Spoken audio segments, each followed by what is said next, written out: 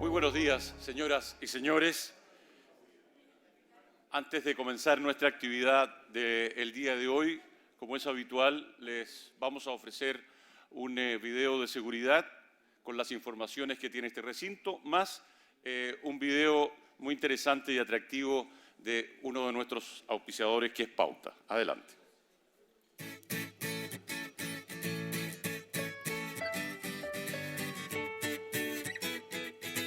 Mi papá es constructor y cuando se va a trabajar le digo que se cuide mucho.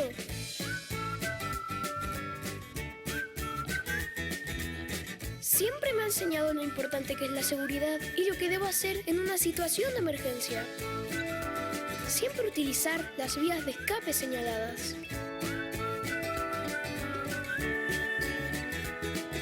Nunca obstruir los pasillos ni las salidas de emergencia.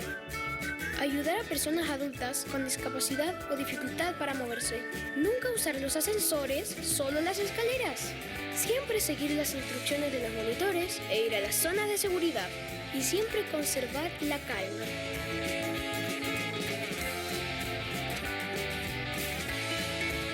Construir seguridad es obra de todos. Un mensaje de Mutual de Seguridad de la Cámara Chilena de la Construcción.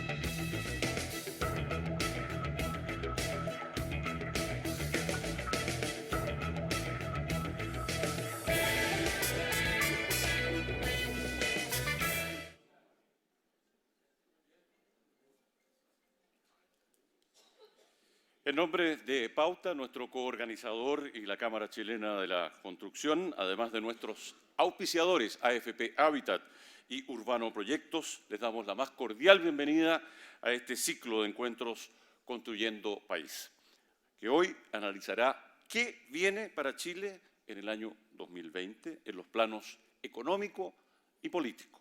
De forma muy especial, agradecemos a quienes hoy nos acompañan, el señor Patricio Donoso, presidente nacional de la Cámara Chilena de la Construcción, a la señora Gloria de la Fuente, presidenta de la Fundación Chile, al señor Gonzalo Cordero, abogado, analista político y panelista de Pauta, y al señor Gonzalo Sangüesa, economista y socio de Econsult.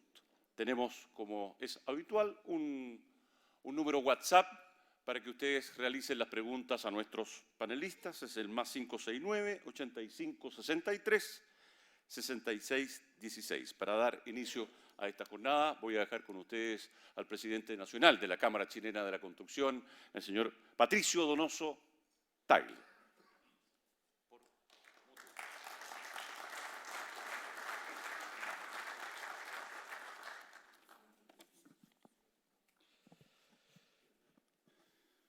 Bueno, muy buenos días. Sean todos muy bienvenidos. Gracias por estar aquí, presentes, acompañándonos en este nuevo encuentro del ciclo Construyendo País. Qué duda cabe que recibimos este fin de año de una manera distinta, que no lo esperábamos. La crisis política, social e institucional que estamos enfrentando desde octubre a la fecha nos ha interpelado a todos en lo más profundo, invitándonos a repensar el país que queremos. Sabemos que como empresarios nuestra primera responsabilidad con nuestros trabajadores y con el país está asociada a proveer de buenos puestos de trabajo que entreguen estabilidad a las familias chilenas. En este marco, un escenario como el que vivimos hoy nos pone un gran desafío que debemos enfrentar con especial responsabilidad, creatividad y audacia.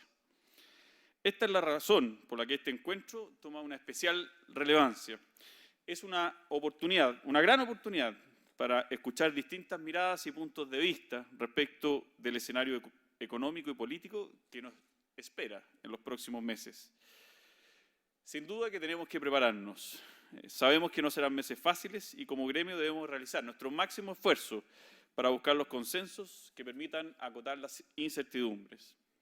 una vez más nos ponemos a disposición para colaborar con lo que se necesite, para que las certezas comiencen a llegar y el país pueda enfrentar de la mejor forma los múltiples desafíos que se nos presentan en materia constitucional, social, tributaria, laboral, pensiones, por nombrar solo algunos.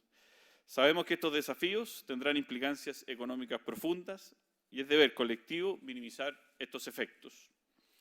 Hoy, junto al medio multiplataforma Pauta, hacemos este nuevo encuentro Construyendo País para buscar respuestas a algunas de las múltiples preguntas que están presentes y establecer cuál debiera ser el marco para la discusión, de manera de no solo dar respuesta a las demandas sociales, sino que resguardar el crecimiento, los empleos y la inversión.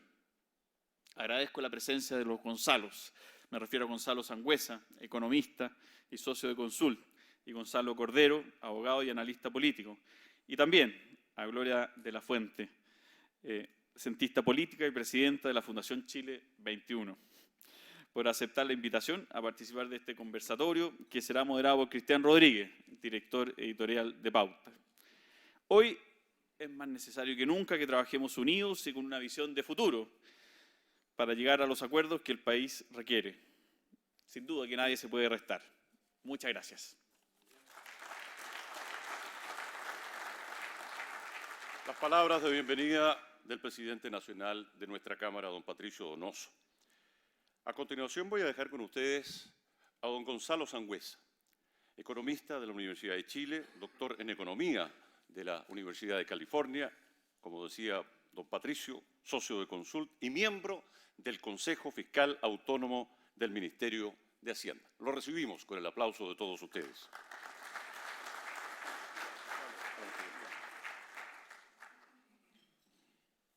Bueno, muy buenos días, muchas gracias por la invitación. Ustedes ven el título, el crecimiento se juega en los acuerdos políticos. Así que voy a hablar rápido y corto, porque es mucho más interesante escuchar a Gloria, ¿no es cierto?, y a Gonzalo respecto hacia dónde va la política. Yo creo que lo que nos pasa a los economistas hoy día es que saber hacia dónde va la economía es muy difícil, porque normalmente los modelos económicos se basan en el pasado, ¿no es cierto? Vemos lo que ha pasado en la historia y tratamos de proyectar el futuro. Pero en los últimos 35 años en Chile no hemos tenido un escenario como el que tenemos hoy día. Entonces cuesta mucho construir los escenarios. Así todo vamos a hacer un intento de construir los escenarios y le vamos a dejar a los próximos panelistas que nos digan si vamos a estar en el escenario bueno, en el escenario malo o en el escenario que nosotros llamamos escenario base. No se nos puede olvidar qué fue este shock. Y los mercados financieros son muy líquidos y le colocan precio a las cosas. Y le han colocado precio a las acciones chilenas, que es el precio de cuánto valen las compañías. Y lo que nos han dicho es que cayeron de precio 20%. Entonces, el shock que ha ocurrido hoy día en la economía chilena significa que el país es 20% más pobre.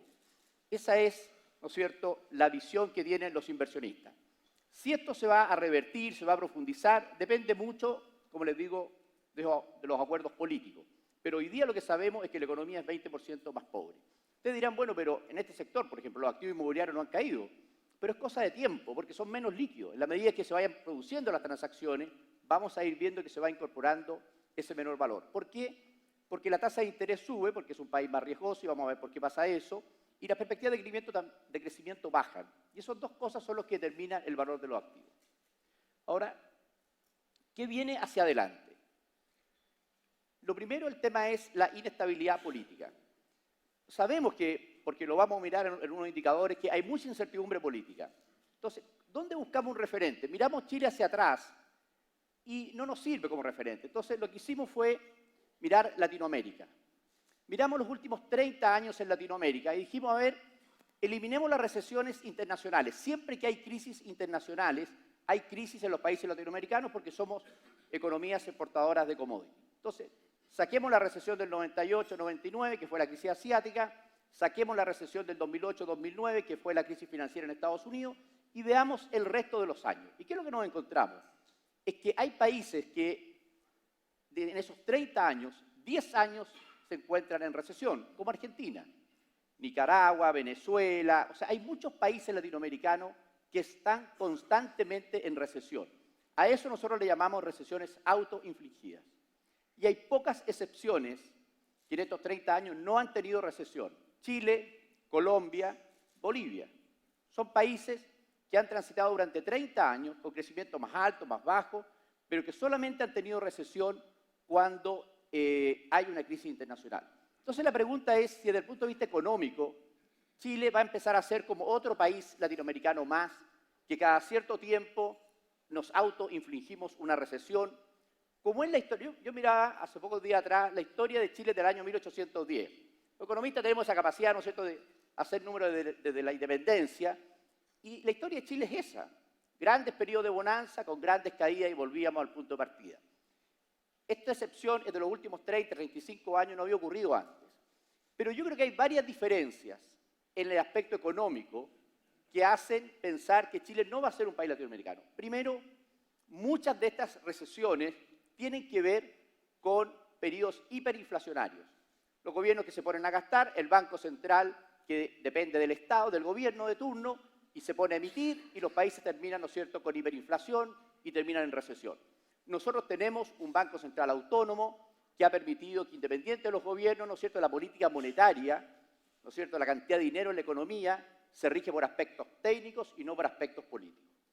Lo segundo, hay instituciones fiscales muy importantes, ¿no es cierto?, que la iniciativa con gasto fiscal tiene que provenir del Ejecutivo, el Banco Central no puede financiar al gobierno, tenemos desde el año 2000, ¿no es cierto?, el gobierno del presidente Lagos, lo que se llama la regla de balance estructural, o sea, buscar que el gasto fiscal se guíe por los ingresos de largo plazo y no por los ingresos de corto plazo, etcétera. Hemos construido instituciones. Por lo tanto, yo creo que hay una gran diferencia en las instituciones económicas que ha construido Chile estos últimos 30 años respecto al resto de Latinoamérica. Entonces, tampoco creemos que Latinoamérica sea un buen referente, pero sí hay un caso que a uno le preocupa, y es Brasil el año 2013-2014.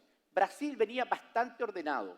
Brasil había tenido muchas recesiones en los 90, pero después había dejado de tener recesiones. Venía bajando la inflación, las cuentas fiscales estaban ordenadas, venía bajando la deuda fiscal. Y se enreda políticamente, ¿no es cierto?, la operación Lavallato, hacen un impeachment a la presidenta Dilma Rousseff en ese momento, y se junta con una crisis internacional que a Chile le costó, ¿no es cierto?, que de venir creciendo a tasas del 3,5%, se fue a tasas de más cercana al 1,5%, pero en Brasil fue una recesión. Y fue una caída acumulada en 2 años de 7%. Entonces, ese es el escenario más negativo que vemos nosotros.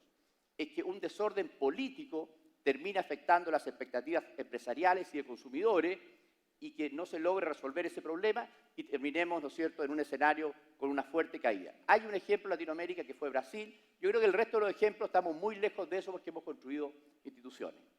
Lo segundo, la presión fiscal. Esta ha sido la gran ventaja de tener cuentas fiscales ordenadas. Nosotros hemos tenido, ahí ustedes ven la línea blanca, ese es el costo de financiamiento de Chile.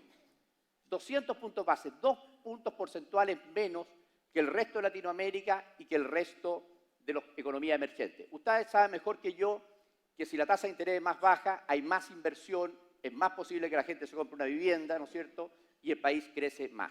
Esta ha sido una de las grandes ventajas de la economía chilena. Yo creo que está en riesgo por lo siguiente.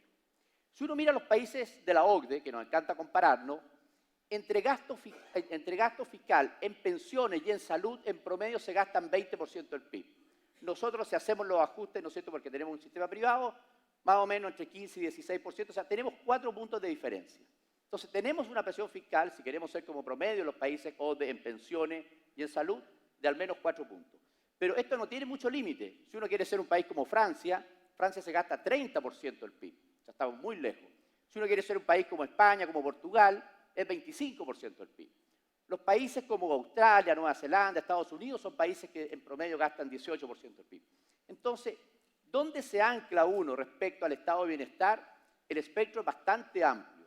Si es el promedio, nos faltan 4 puntos, o sea, tenemos 4 puntos de presión sobre gasto, pero esto puede ser mucho mayor. Ustedes ven las protestas que hay en Francia y en Francia se están gastando 30% del PIB en pensiones y en salud.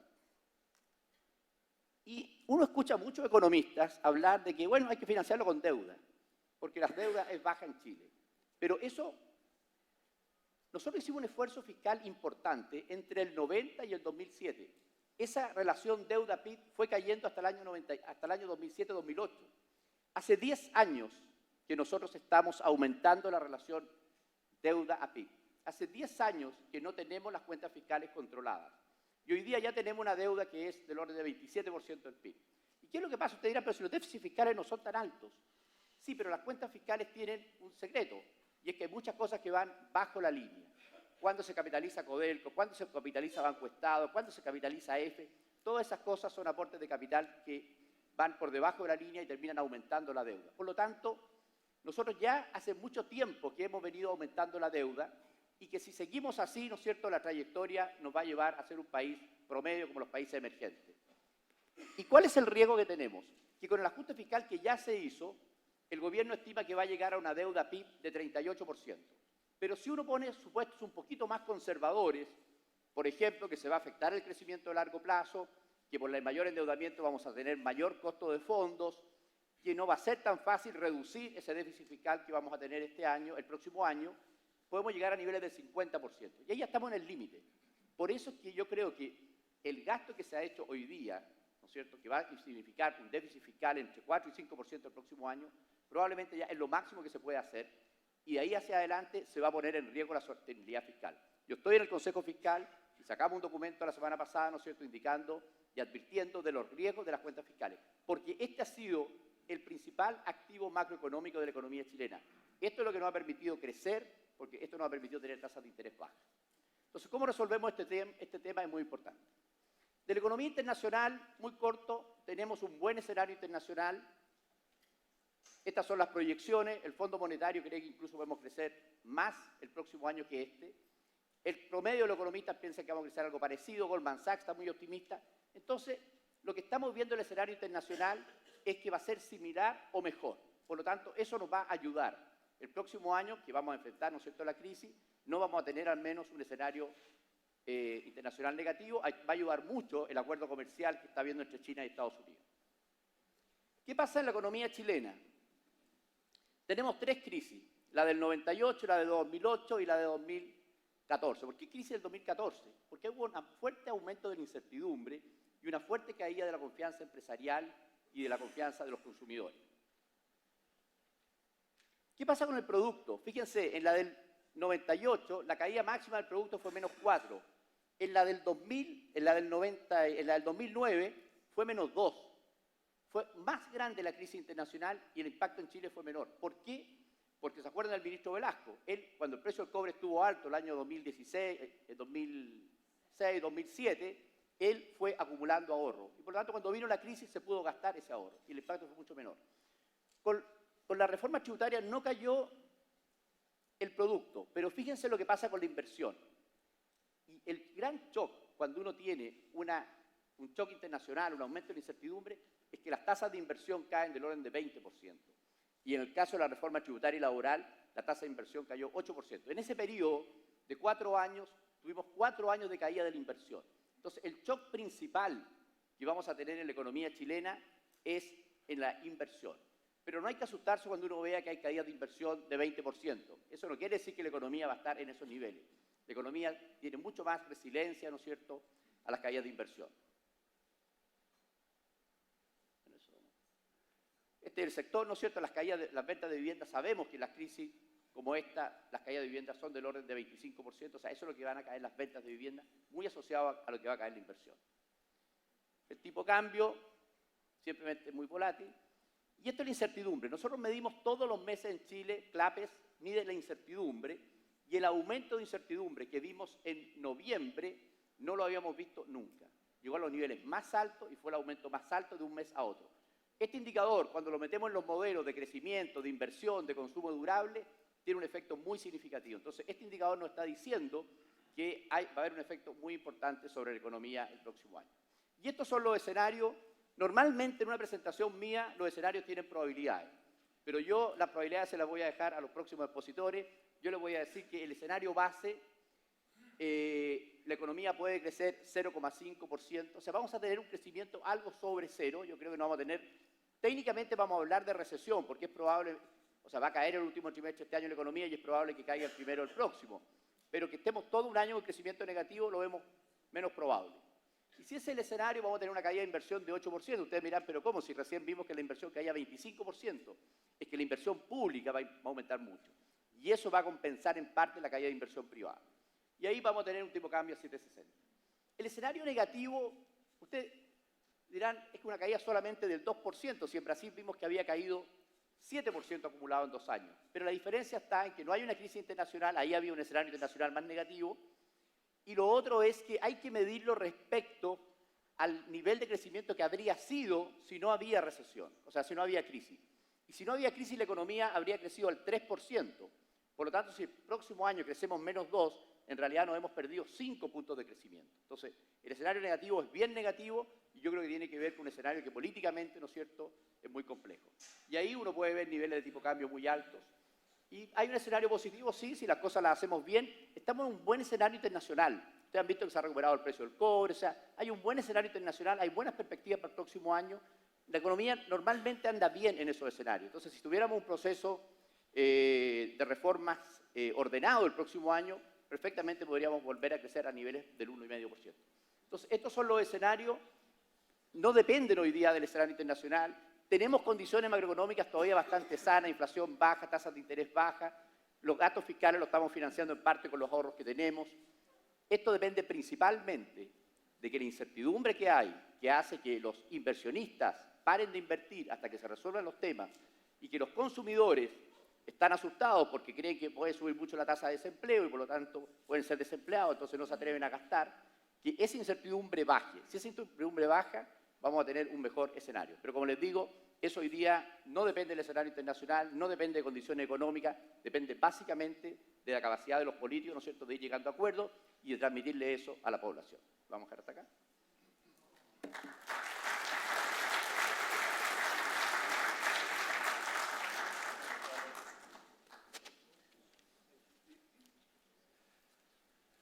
Agradecemos la presentación del señor Gonzalo Sangüesa. A continuación voy a dejar con ustedes a la cientista política y presidenta de la Fundación Chile 21, Gloria de la Fuente, y al abogado y analista político Gonzalo Cordero, quienes van a participar en este panel, quien será moderado, como es habitual, por el editor de Pauta, el periodista Cristian Rodríguez.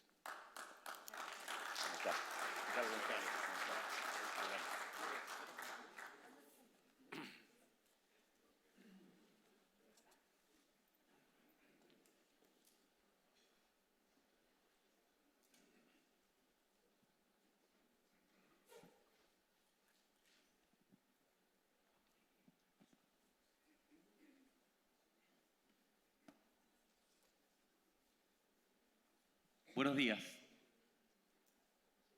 Hábilmente, Gonzalo Sangüesa les dejó, no sé cómo decirlo, una deuda solidaria a los expositores acá. En materia de escenario base, él planteaba que siempre pone cierto nivel de probabilidad a los distintos escenarios. Y preparando lo que es la conversación de hoy día, las presentaciones de hoy día, conversábamos esta semana sobre varios temas que vamos a tratar de abordar ordenadamente en la conversación. Y uno, por supuesto, que cruza lo político ciertamente, pero tiene que ver mucho con el tema económico, es el tema constitucional.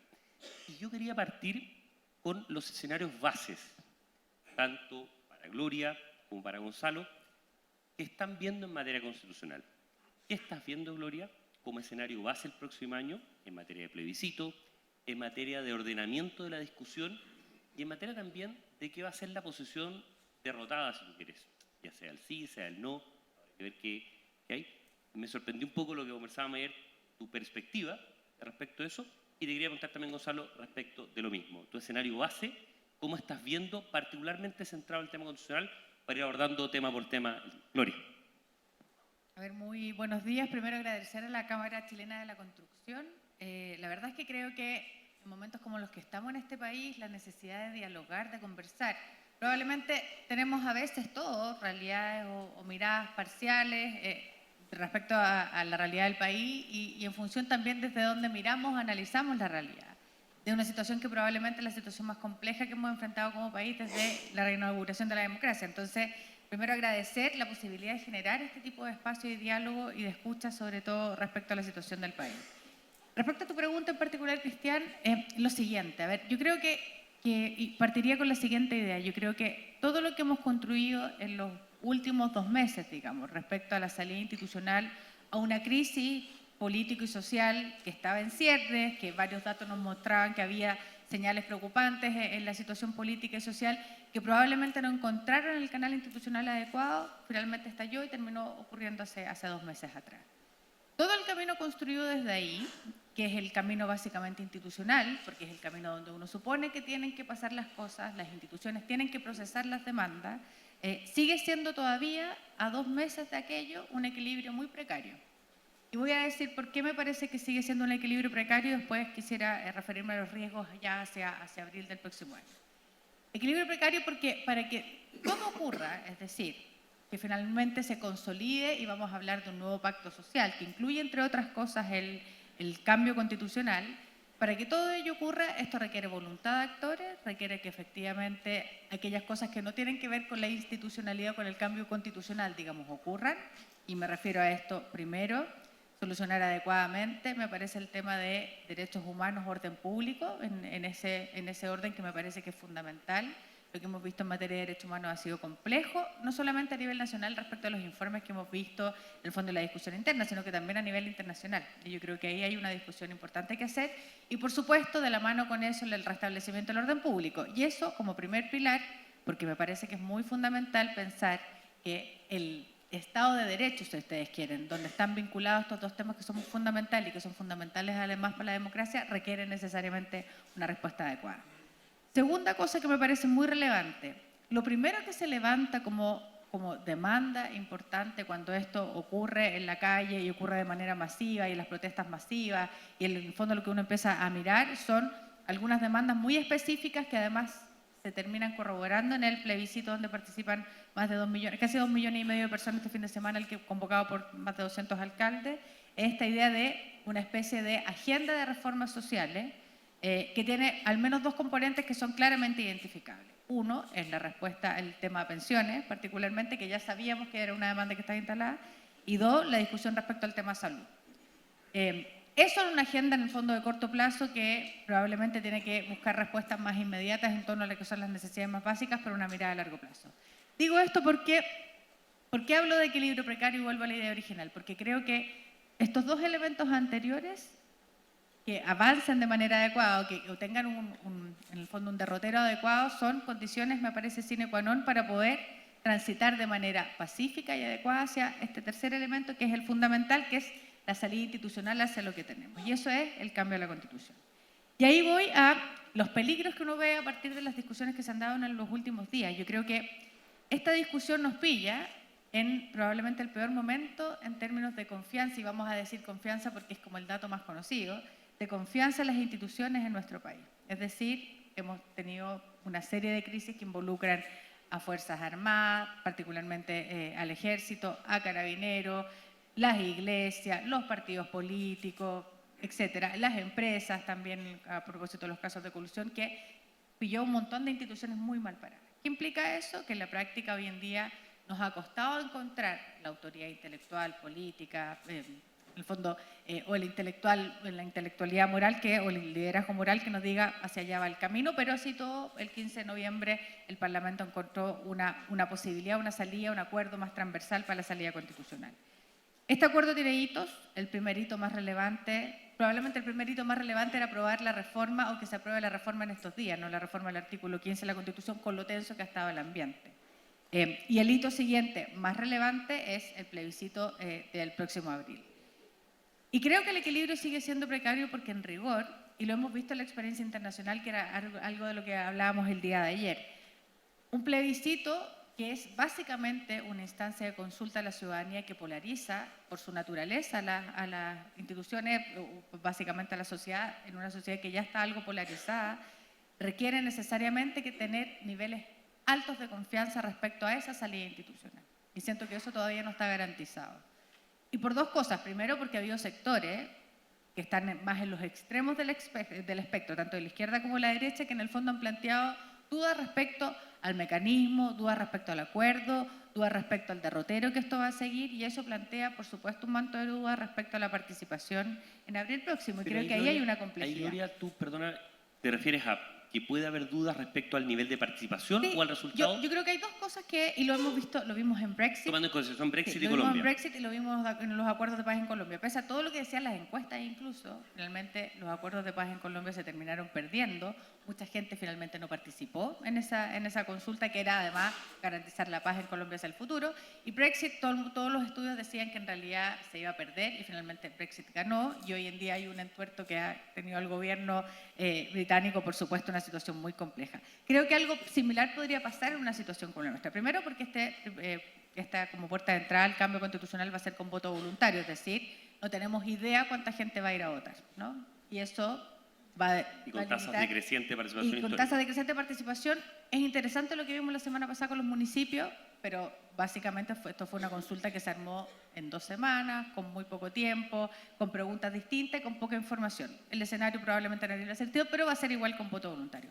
Si nosotros tuviéramos un escenario, y esta es la puerta de entrada relevante, donde hay muy poca participación o bajas tasas de participación, independiente de lo que a uno le guste, digamos, que se apruebe el acuerdo constitucional, pero también si se rechazara con bajas tasas de participación, estamos en un muy mal escenario, que en rigor es la legitimidad del proceso mismo, del acuerdo mismo, aquel que se logre, sea cual sea el resultado.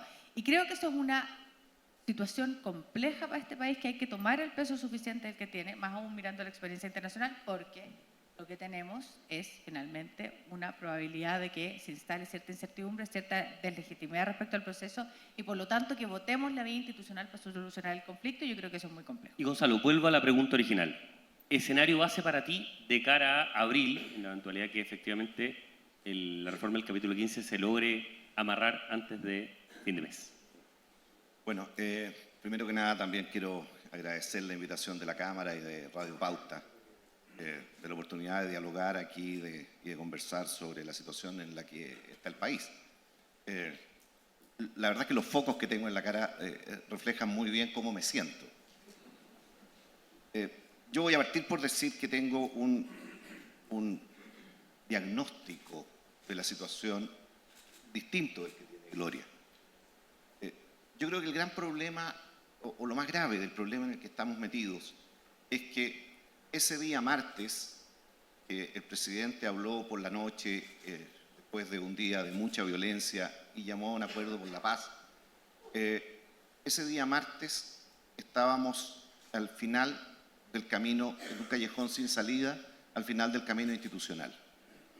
Y lo que vino después, el acuerdo al que se llegó para reformar la Constitución, y aquí está el desacuerdo de fondo mío con Gloria, con lo que plantea Gloria, es que ese acuerdo fue tomar la salida extrainstitucional menos costosa posible en ese momento.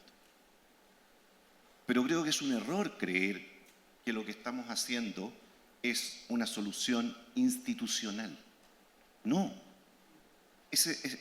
A través de ese acuerdo formalizamos de una manera pacífica un quiebre institucional.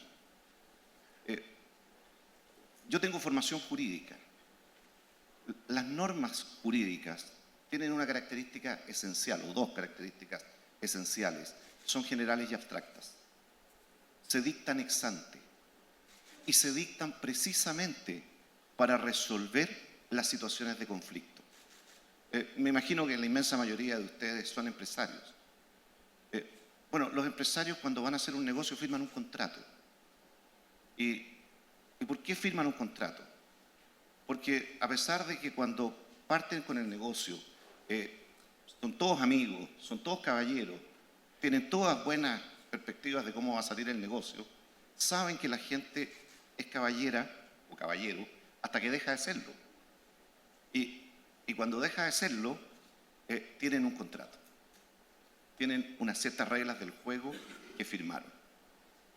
Yo creo que el problema comienza cuando, frente a la crisis, la solución pasa por no aplicar el contrato que teníamos, pasa por no aplicar la institucionalidad que teníamos y generar un cambio de las reglas que deja de ser general y abstracto generar reglas nuevas ad hoc para la crisis. Si ustedes toman la Constitución vigente, van a ver que en la Constitución vigente no está nada de lo que hoy día estamos haciendo.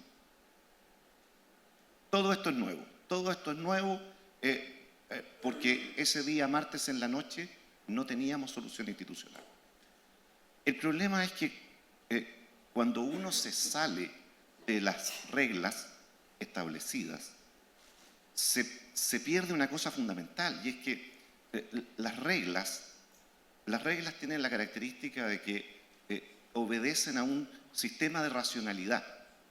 Y ese sistema de racionalidad produce certeza, produce confianza. ¿Por qué tendría yo que creer que la próxima vez que Chile tenga una crisis va a aplicar la Constitución que seguramente, pero se va a hacer, digo espero porque creo que si el procedimiento en el que nos metimos fracasara sería peor? Yo voy a votar rechazo en el plebiscito de abril, pero creo que va a ganar la tesis de la aprobación.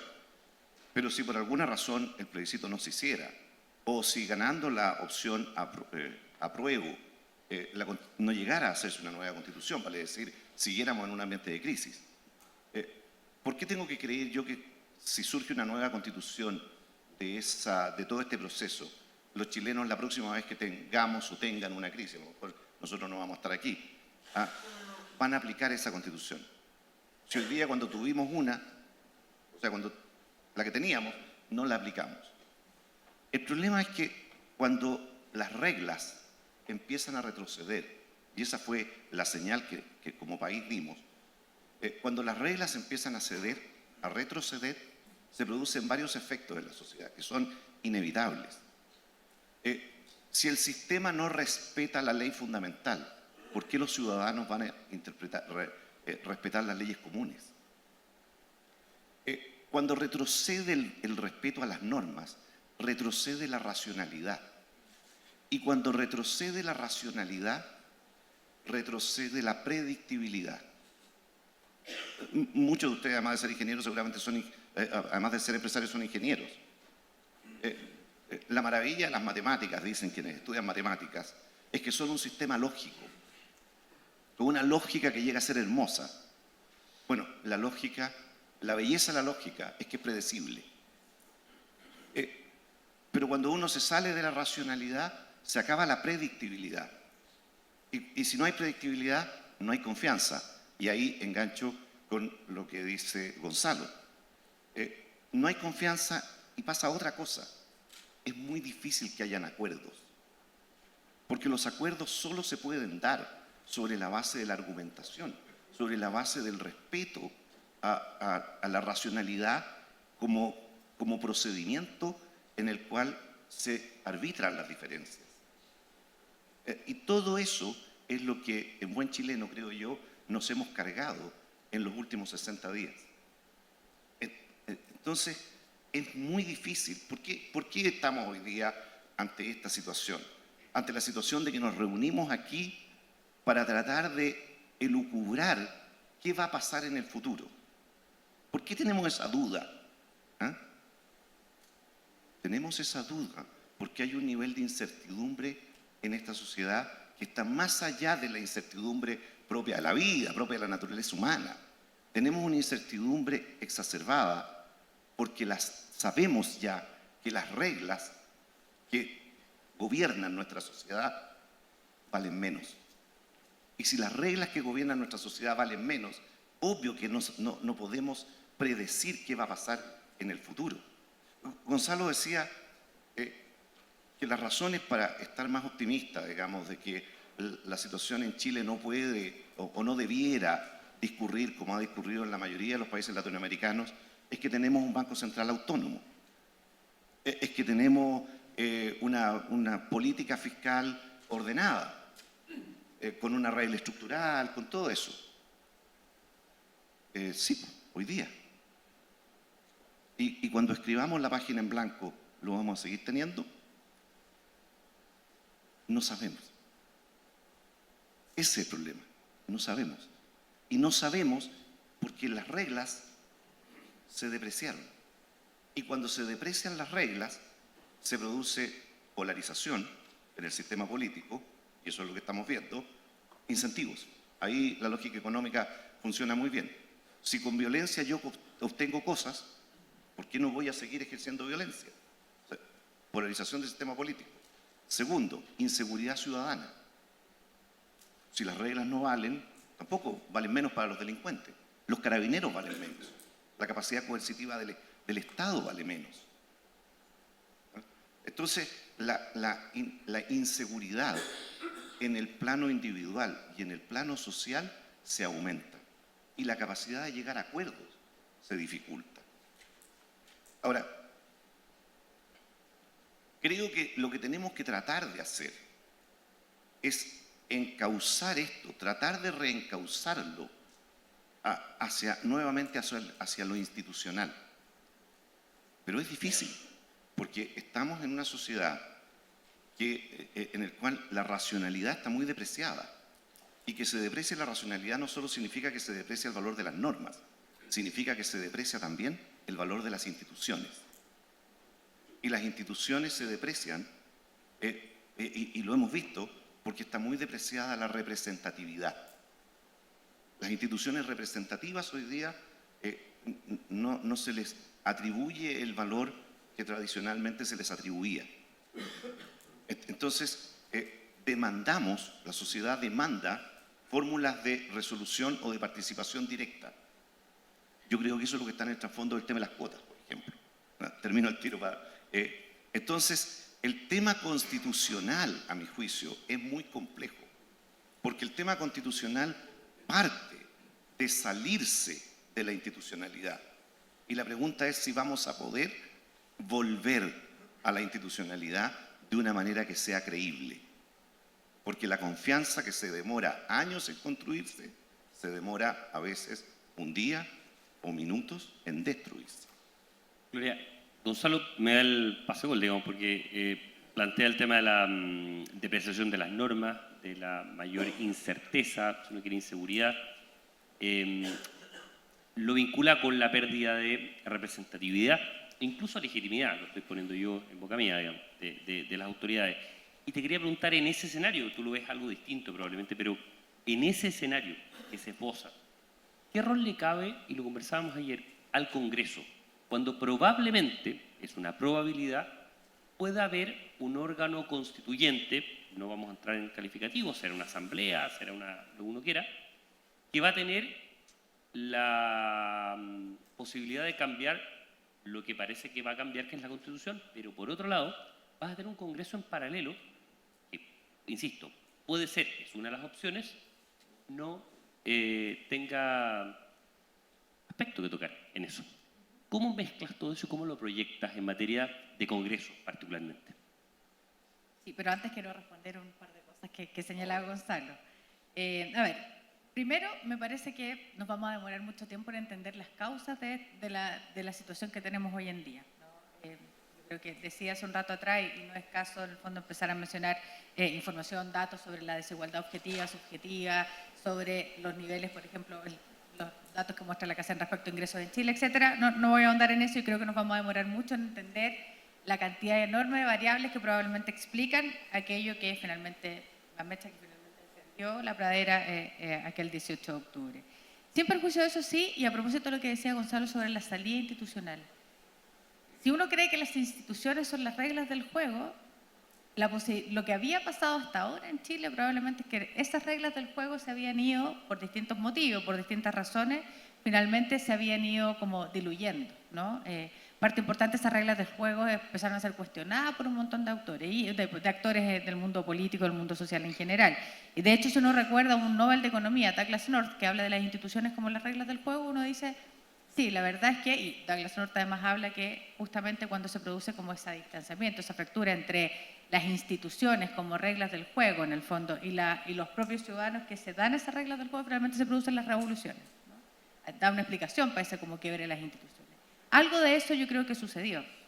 Y creo que retomar el camino, sacar el camino de la protesta, la violencia en la calle, la anomia en general que se puede producir en algunos espacios en particular y tratar de reencauzar eso institucionalmente desde el Parlamento con un acuerdo transversal, creo que es el camino correcto en el sentido que vuelve a reencauzar institucionalmente, tal vez con otras reglas del juego, porque efectivamente las que había tienen un problema probablemente para muchos de legitimidad, o al menos de cuestionamiento.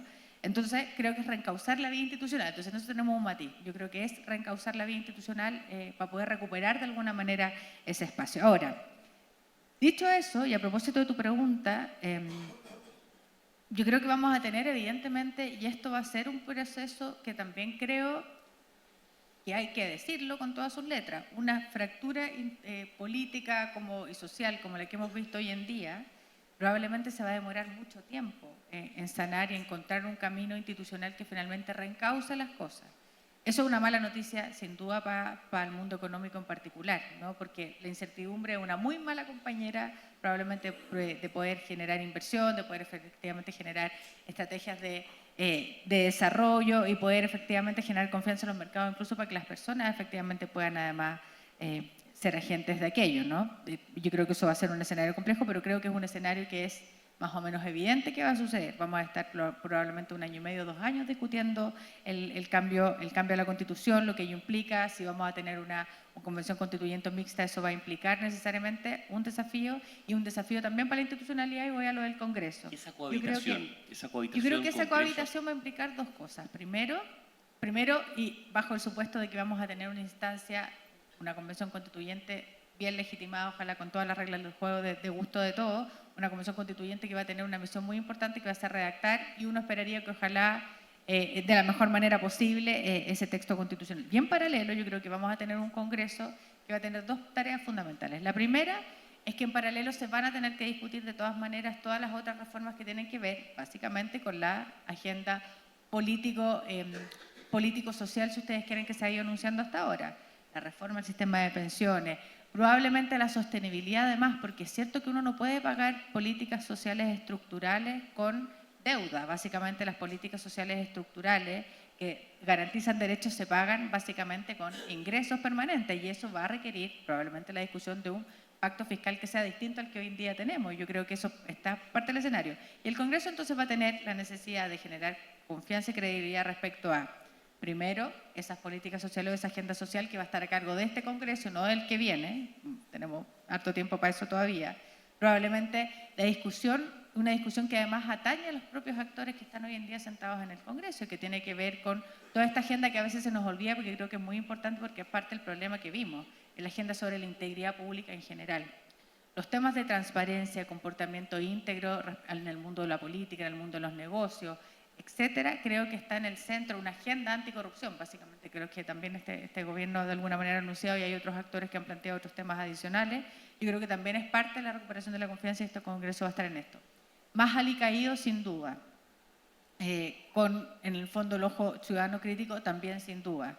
Eso es parte del escenario que teníamos incluso sin el cambio constitucional. Y creo también que se van a producir cambios importantes pensando en la próxima elección parlamentaria y presidencial, la lógica además del cambio del sistema político en general. Creo que se van a producir cambios también. Lo que es esperable que no suceda es que efectivamente lo que ha ido pasando ahora, y no estoy de acuerdo con Gonzalo, este nivel de polarización que nosotros hemos visto genera un espacio mayor probablemente para la estridencia, para la gente vociferante, versus el camino racional y sensato de tratar de buscar algo que es básico para las democracias, que los acuerdos de las mayorías, no tratar de tensar el hilo para que se impongan finalmente los espacios de las minorías o de los extremos. Y yo creo que ese es el peligro inminente que podemos tener, y en el Congreso podemos ver la propensión que, para poder existir, más aún en el escenario electoral que viene, un poco de eso. Se ha ido produciendo, Gonzalo, afortunadamente, una reducción, lejos de eliminarse, de violencia callejera. Ha ido obviamente a la baja, ya no es lo mismo que vimos el 12 de octubre, el 12 de noviembre, perdón, que tú planteabas, por supuesto, lejos. Sigue existiendo, hay sectores que son verdaderamente el área 51, o sea, no existen en Chile bajo Estado de Derecho, la Plaza Baquedano, en fin, cerca de ahí. Pero por otro lado ha ido emergiendo una cosa, y quiero contar la opinión respecto de esto, respecto a una violencia enraizada, encarnada dentro de las mismas instituciones. Y lo ejemplifico en el caso de las funas. Pepe Out puede ser el niño símbolo, ya que no hubo Teletón, hay otro niño símbolo, digamos, en otra instancia. Pero también se multiplican ejemplos. lo conversábamos a la entrada, las formas se han ido perdiendo. Esa nueva expresión de violencia, pero enraizada, surgida desde el mismo Congreso, ¿cómo lo ves tú en términos de proyección, de efecto, de impacto en el ánimo que tiene en la ciudadanía, en el valor o en la devalorización o de devaluación de las instituciones? Lo veo muy grave porque lo que se ha ido perdiendo progresivamente es la pérdida de la capacidad del poder organizado de ejercer el control sobre la violencia en la sociedad, sobre el uso de la fuerza en la sociedad. Creo que aquí han pasado algunas cosas que no pudimos no verlas. No ganamos nada con mirar para el lado. Primero, esto de que la violencia efectivamente ha disminuido en las calles, en lo visible ha disminuido en las calles, pero se ha instalado al interior de las instituciones. O sea, 8 diputados de oposición votan a favor de la cuestión previa en la acusación constitucional contra el presidente de la República. Y la diputada Vallejo sube a Twitter una foto de cada uno de ellos, llamando a rechazar lo que habían hecho. Roxana Miranda hace un discurso que circuló por las redes sociales, creo que fue en Plaza Italia, diciéndole a la gente que estaba ahí que había que averiguar la dirección particular de cada uno de esos traidores para ir a hacerles sentir a su casa el miedo, una retaliación por lo que habían hecho. Las juventudes comunistas, el diputado Jadwe, o sea, el alcalde Jadwe, lo mismo en redes sociales. Lo que vimos ayer en televisión respecto de gente que se mete a la sala, sesiones de la Cámara de Diputados de comisiones en que hay personas atrás de los parlamentarios con carteles, ejerciendo presión. En fin, esto tiene una gravedad especial porque estamos iniciando un proceso constituyente. Un proceso constituyente en que, si uno tuviera que decir, anticipar probabilidades, claro, ¿qué es probable? Que en el plebiscito gane la opción rechazo o la opción apruebo. Lo probable es que gane la opción apruebo. Gane la opción de una convención mixta, 50% parlamentarios, 50% convencionales elegidos al efecto, o que gane la opción 100% de convencionales elegidos al efecto. Esta es la opción probable. Entonces, en este ambiente de funa, vamos a discutir por personas que van a ser elegidas al efecto, vamos a discutir una nueva constitución. ¿Nos produce certeza eso? ¿Nos produce tranquilidad? Otra pregunta. Si en marzo y abril, ¿de qué depende que en marzo y abril tengamos un clima de seguridad, de no violencia en las calles razonable? ¿Depende de la capacidad del Estado de reprimir esa violencia? ¿O depende de que lo que llamamos organizaciones sociales no llame a paros y a movilizaciones? Yo creo que depende fundamentalmente de eso.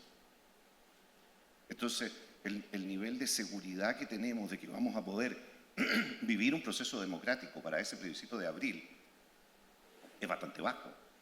Estamos casi entregados a la voluntad de quienes llaman a las movilizaciones para saber si vamos a tener un ambiente que permita o no permita la realización de un plebiscito normal.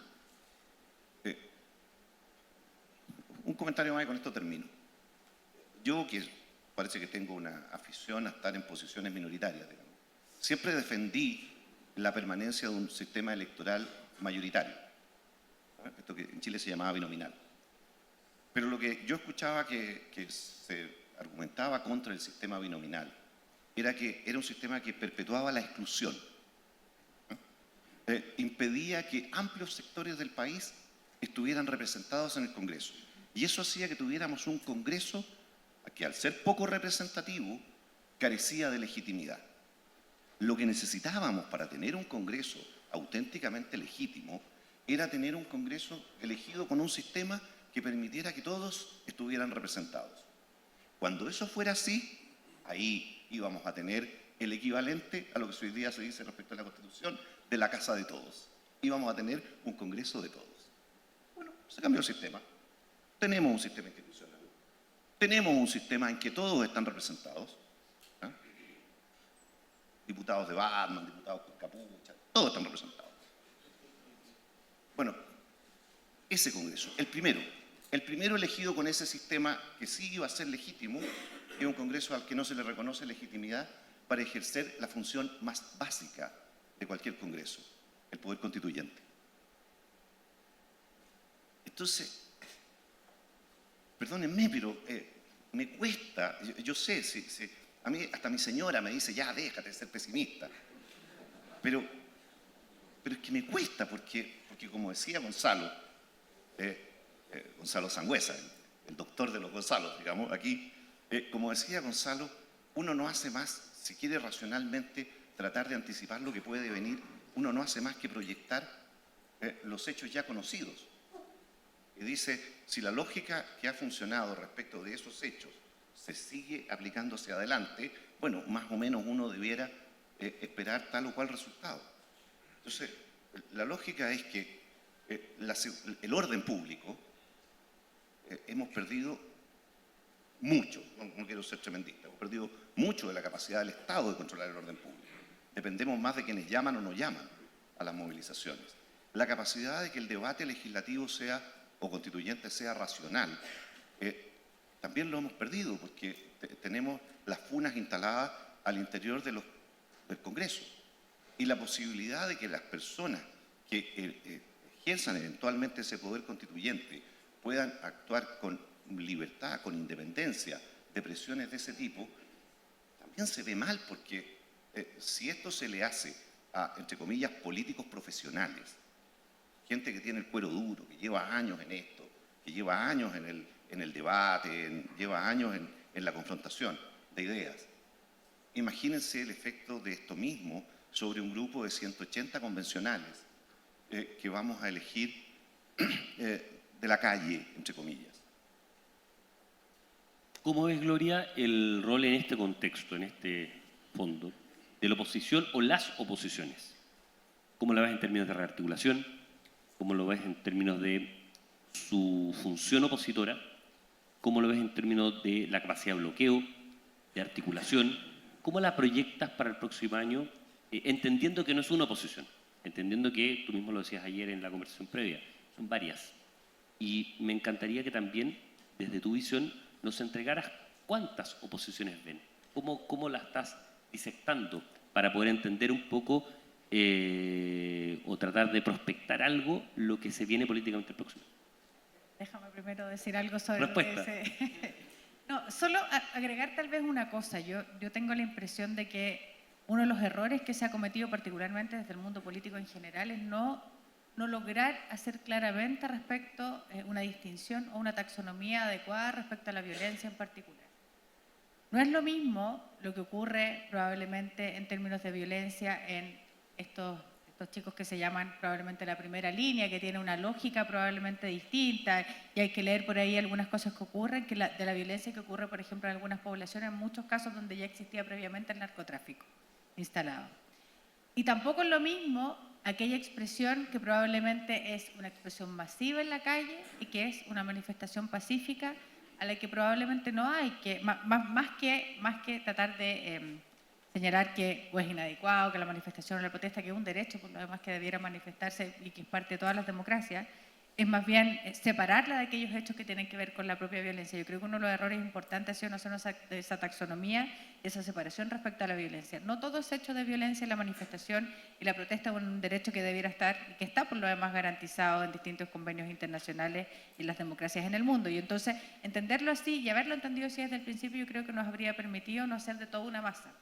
Y que por lo tanto, 1.200.000 personas que salieron un día a marchar después de las protestas no hubiesen sentido que finalmente la guerra era contra ellos, que fue básicamente la interpretación que estaba en la calle, sino que la guerra o la discusión respecto a un grupo específico de personas que además iba en contra probablemente de esa propia agenda que se estaba instalando ahí. Entonces creo que hay un desafío, porque además creo que todavía no lo logramos, de hacer efectivamente esa taxonomía de la violencia para poder entenderla, para poder generar una respuesta política pública adecuada. Ahora, respecto a las oposiciones, mi tema favorito.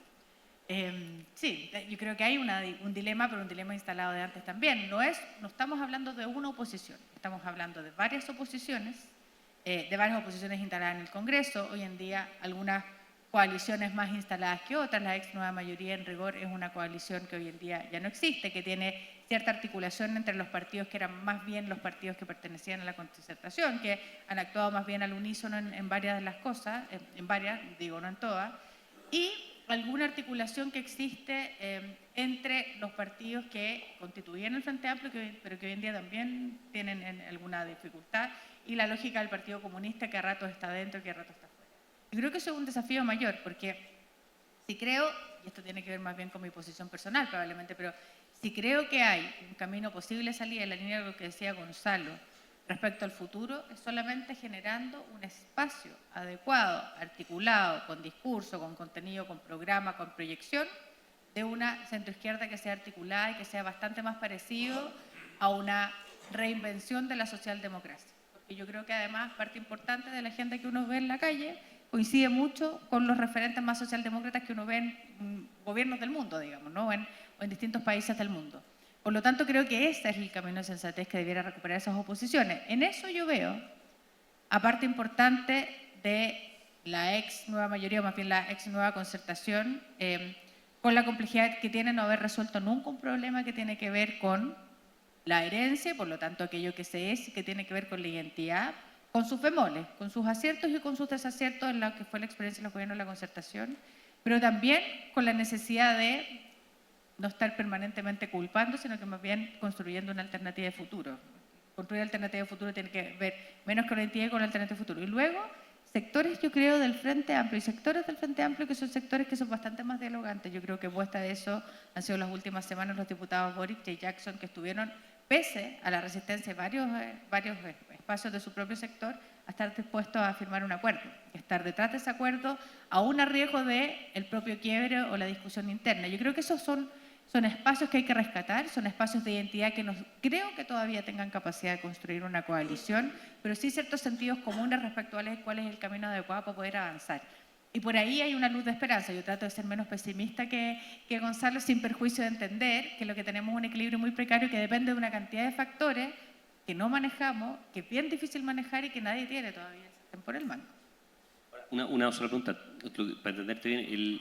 Tú lo que planteas es un poco, claro, que lo que se ve en el mediano y largo plazo, o lo que tú planteas, es una construcción de una socialdemocracia, una equivalente socialdemocracia potente como un eje estructurante opositor, ¿verdad? Yo creo el camino más de la sensatez, que en el fondo hoy en día no existe. Yo creo que hay la agenda que está instalada a propósito de las movilizaciones es una agenda que es bastante más socialdemócrata probablemente que cualquier agenda que... Te lo pregunto, Gloria, porque uno vio en la elección presidencial anterior que si hay un símbolo socialdemócrata en los últimos años en Chile, Ricardo Lagos, y la posibilidad de salir que tuvo fue catapultada. Yo creo que hay varios desafíos ahí. Un desafío tiene que ver sin duda con la renovación, sin duda. O sea, si hay algo que probablemente los sectores de la centroizquierda, por dos razones, una en el fondo por la mochila y por no resolver nunca bien la discusión sobre la herencia del pasado, lo que se era. Es bien curioso, pero finalmente parte importante de la derecha en Chile terminó defendiendo el legado de la concertación y parte importante de los propios exmiembros de la concertación parecían en muchos casos avergonzados. Yo que me he sentido siempre más autoflagelante probablemente que autocomplaciente en estas categorías que se usaban por ahí a fines de los 90, así todo creo que uno tiene que reconocer que si hubo una coalición exitosa de hecho, yo creo que en todo el siglo XX probablemente exitosa en nuestro país fue la concertación, con sus bemoles. Probablemente la concertación en algún minuto tuvo que remirarse a sí misma y pensarse hacia el futuro y no lo hizo jamás. Pero creo que ahí había un referente socialdemócrata que tuvo que hacer un upgrade y que no lo hizo jamás y que ahí donde hay una alternativa, yo creo. Quiero terminar con una última pregunta más conceptual que te quiero preguntar, Gonzalo, por el gobierno y de ahí partir con varias preguntas bien cortas que están llegando por WhatsApp de la audiencia para darle una respuesta, porque son preguntas bien puntuales. Te quería preguntar por la evaluación del gobierno y proyección del gobierno y particularmente proyección en dos ámbitos. Tu evaluación en materia de seguridad, y aquí encauzo con una de las preguntas que llegó de la gente, del público, Ministerio Interior y Hacienda, dos de los pilares obviamente que se construye el gobierno. Interior en seguridad pública y liderazgo político, y Hacienda en términos de conducción económica del país. ¿Qué evaluación tienes, Gonzalo, y cómo proyectas al gobierno, obviamente simbolizado en esos dos ministerios, de cara al próximo año? A ver, para tratar de decir algunas cosas que sean un poquito más optimistas, porque no me voy a quedar simplemente, este caballero encuentra que está todo mal y no tenemos salida y subamos al último piso aquí y nos tiramos para abajo. Al gobierno sin duda alguna le ha tocado algo muy difícil, pero yo creo que el gobierno es indispensable que el gobierno vuelva a tener entre sus prioridades el orden público como una prioridad esencial, básica. Es complicado decir lo que voy a decir sin ser malinterpretado, pero por supuesto que todo gobierno democrático debe preocuparse de los derechos humanos, desde luego. Desde luego que los derechos humanos son los derechos fundamentales, son algo esencial. Y un gobierno que no respeta y hace respetar los derechos humanos no merece el calificativo de un gobierno democrático o de un Estado democrático de derecho. Eso lo doy como obvio. Pero a mí me preocupa cuando yo veo al ministro del Interior hablando más de derechos humanos que de orden público. No porque no crea en los derechos humanos, por eso lo acabo de decir, que es una cuestión fundamental. Pero el Estado es un Estado complejo, el gobierno es un gobierno complejo. Vale decir, hay distintas competencias, distintas autoridades encargadas de distintas cosas. Y yo, sinceramente, veo que el ministro del Interior, al menos la señal que da, es que está más preocupado de los derechos humanos que del orden público. Y yo quisiera que estuviera igual de preocupado de ambas cosas. Creo que el tema de carabineros es un tema esencial y lo tenemos a los carabineros realmente arrinconados. O sea, los carabineros, primero, no pueden usar ya escopetas antimotines, no pueden disparar balines. Los carabineros no pueden tirar chorros de agua, porque se supone que tienen soda cáustica. Si ustedes miran las estadísticas, hay mucho más carabineros heridos en las protestas, hechos de violencia que han habido, que la gente que hace desorden, que hace violencia. Y en esto me quiero colgar de lo que dice Gloria, por supuesto, no son los manifestantes, que hay manifestantes pacíficos, obvio. Esa millón de personas que salió a la calle son manifestantes pacíficos, gente que están, lato sensu, ejerciendo un derecho. Obvio, eso uno tiene que distinguir esas cosas, evidente. Pero los encapuchados que están destruyendo, quemando, todo eso. Creo que eso es muy importante. Creo que es muy importante que la sociedad civil, nosotros, y nunca pensé que yo iba a decir esto, pero todos somos Pepe Auto hoy día.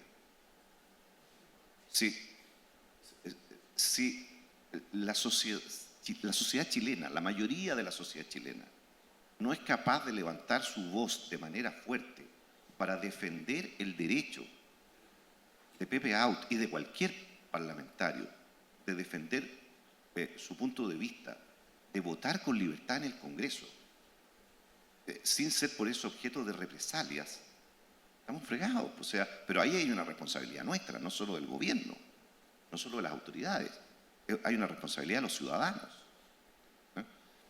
Creo también que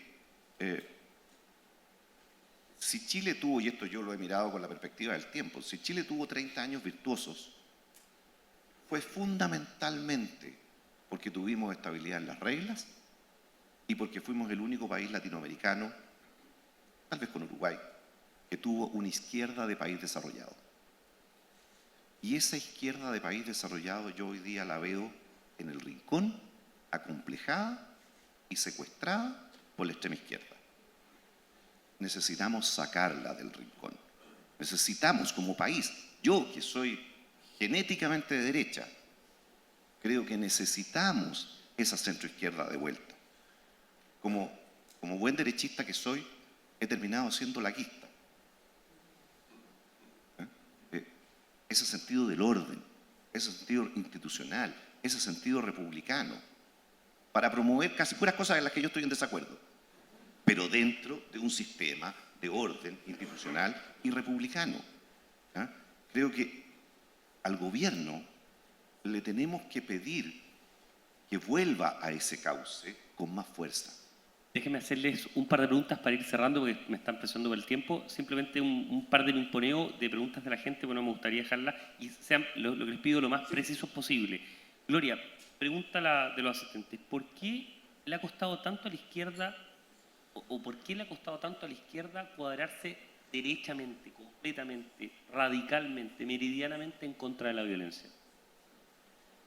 Yo creo que sí, a ver, no descarto y efectivamente hay sectores que no lo han hecho. Ahora, yo sí, lo que más he escuchado, al menos es gente de la izquierda y la centroizquierda en general, que dice algo similar a lo que yo he dicho, que a veces decirlo es impopular. Tratar de entender las causas de la violencia, que es lo que básicamente yo he propuesto. Hay que hacer una taxonomía de la violencia para saber cómo enfrentarla y para poder tener respuestas de política pública adecuadas para esos tipos de violencia, no justificarla.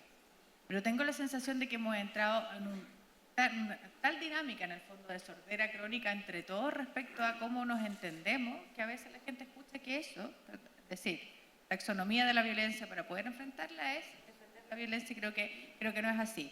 Creo que hay sectores que tal vez con más fuerza o con menos fuerza han dicho que efectivamente los actos de violencia van en contra de la propia manifestación, de la propia agenda que se ha tratado de instalar de distintos sectores de la sociedad.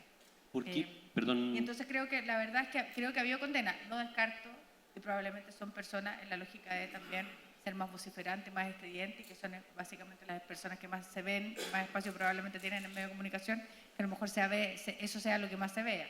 Pero no creo que haya de la centroizquierda ni apología, ni tampoco una falta de condena a hechos que yo entiendo, que todos entendemos, que van en contra propiamente de la propia demanda que se ha instalado. Gonzalo, ¿por qué tú algo lo esbozabas? Al gobierno le ha costado tanto reponer el orden público. Hay cierto complejo de este trade-off que yo creo que existe efectivamente. Lo que pasa es que no se quiere reconocer en términos de orden público y derechos humanos. Ese complejo que, lo pregunta alguien acá, lo pone así, en términos de restablecer el orden público por los costos políticos que puede tener. Primero, digamos una cosa que es muy importante y que es muy grave. En los estudios de opinión pública, casi unánimemente, y digo casi porque no conozco, puede que haya alguno que yo no conozco, pero todos los que yo conozco muestran que hoy día todavía la legitimación de la violencia está por sobre el 50%, o muy cerca del 50%. Entonces, el problema de restablecer el orden público, cuando tú te encuentras con que tienes una sociedad que por las razones que sean, y eso lo podríamos discutir, es otra discusión, por las razones que sea, la gente cree que esta sociedad es injusta y cree que es legítimo, el fin justifica los medios, y es legítimo hacer cambios o buscar los cambios por la vía violenta, eso te plantea un desafío político mayor. Y en segundo lugar, creo que lo que le ha pasado al gobierno es extraordinariamente complejo en términos de poder resolver el tema del orden público y la crítica a los derechos humanos al mismo tiempo. Y no sé si hay un complejo o no hay un complejo, pero evidentemente cuando tú estás por un tema de la teoría de las comunicaciones, el sesgo de confirmación, cuando tú tienes que restablecer el orden público siendo de derecha, teniendo Chile la historia que tiene, es muy distinto que cuando tienes que restablecerlo siendo de izquierda.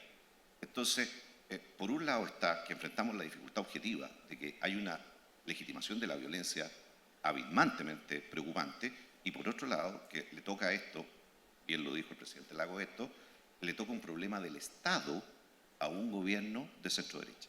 Última pregunta para los dos. Hay una nueva praxis, uno quiere, en términos legislativos, que tiene que ver con la hoja en blanco. Partió en materia constitucional, se acuñó el término hoja en blanco, pero ahora se ha ido avanzando, y lo hemos visto, por ejemplo, en materia previsional y ahora también en materia tributaria. Primero, ¿lo consideran legítimo? ¿Y qué evaluación tienen de esa nueva técnica legislativa que se está imponiendo en el Congreso?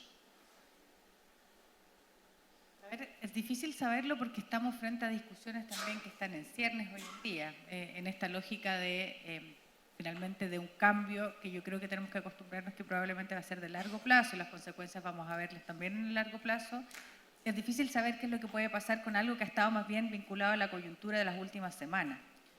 O sea, el tema de la hoja en blanco se instaló como una discusión sobre la posibilidad que se instalara algunos elementos de la Constitución del 80, ¿no? Que finalmente el espíritu de la Constitución del 80 se plasmara en la discusión. Te lo pregunto, Gloria, porque en el caso, por ejemplo, tributario, en el caso previsional particularmente, es, ok, todo lo que hemos avanzado, sabes que mira, en realidad, a foja cero y volvamos a discutir sobre, insisto, una hoja en blanco.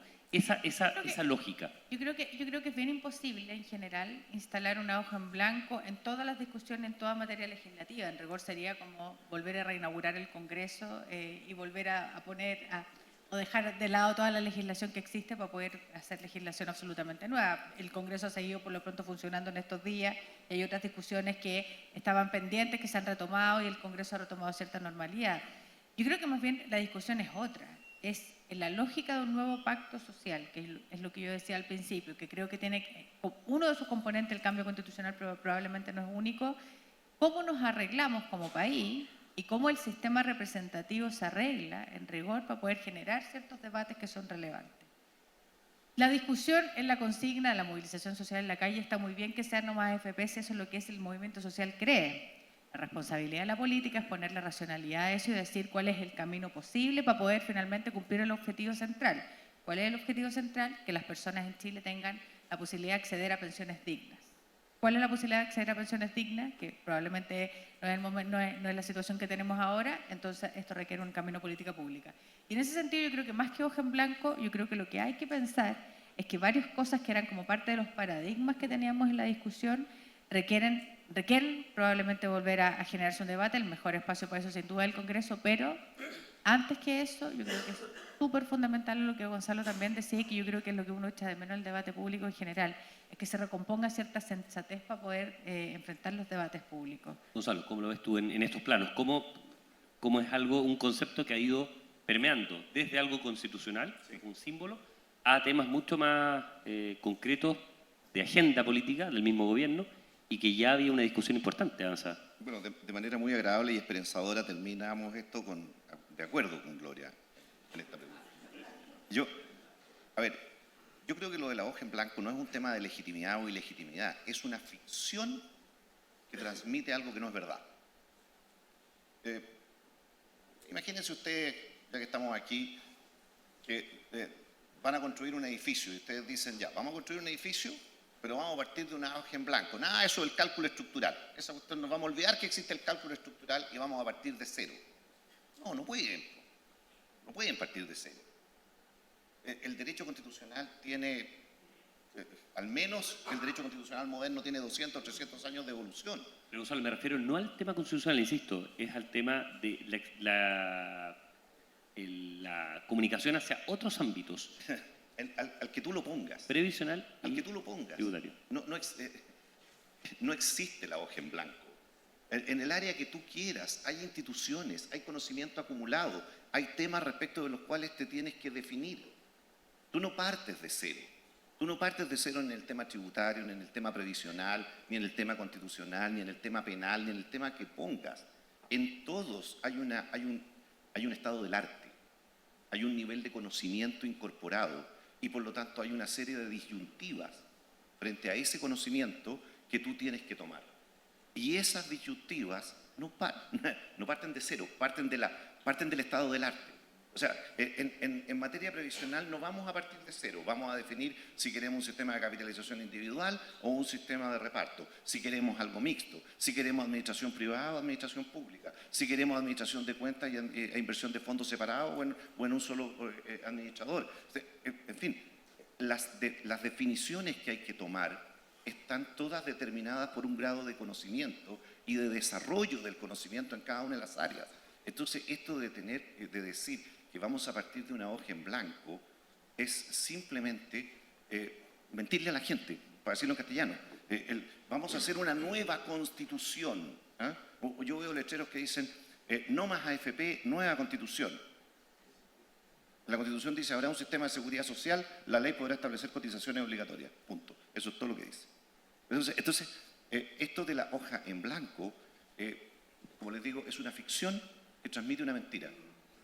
Porque es tratar de anular, de ignorar el estado de avance del conocimiento en todas las disciplinas. Y es 11 de la mañana, puntualidad británica, Gloria de la Fuente, Gonzalo Cordero, y un aplauso para ellos. Y muchas gracias.